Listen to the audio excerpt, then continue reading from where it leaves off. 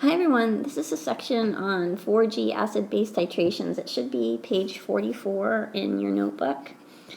And this is basically just acid base neutralization reactions, so this is going to utilize your knowledge of stoichiometry. I'm going to do question number 1, and then what I'd like you to do is try to do the other 4 questions on page 44 and 45. So the first question says, a student used a 10 milliliter sample of sulfuric acid. I drew a picture of it over here. He puts the sulfuric acid in the burette and titrates that to neutralize 35.5 milliliters of 0.225 molar NaOH, which is a base. So he's taking an acid and reacting it with the base until the base is completely gone. And your job is to figure out what the concentration of this acid is. So find M.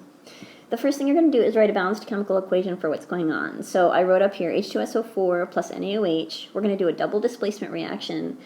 So one of the products we'll get is a salt. And we'll need 2 sodiums there to make sure we have a neutral salt, and water. And then you're going to need a 2 in front of the NaOH. So this is pretty key because you need the mole ratio between the acid and the base, and you find out that it's 1 to 2. I'm going to write this 1 here just so we can visualize it. All right. So the next thing you're going to do is just solve the problem. You're going to start with the base because you know how much you can get from this information moles of base. And once you know the moles of the base, and you know the relationship between the acid and the base, you can figure out the moles of acid. So we're going to take the volume of the NaOH in liters. That'll be 0.0355 liters of NaOH. And we're going to multiply that by its molarity to get moles. So its molarity is 0.225 moles per liter of NaOH. And I think for these problems it is useful to keep track of what particle you're dealing with because they do switch midway. So now here's where we can use this relationship between the acid and the base.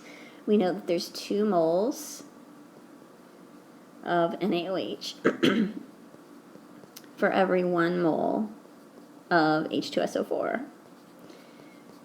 So now all we need to do is take this and use the volume that we're also given of the H2SO4 to figure out the molarity. So I'm just going to multiply this by 1 over the volume because I want the volume to be on the bottom.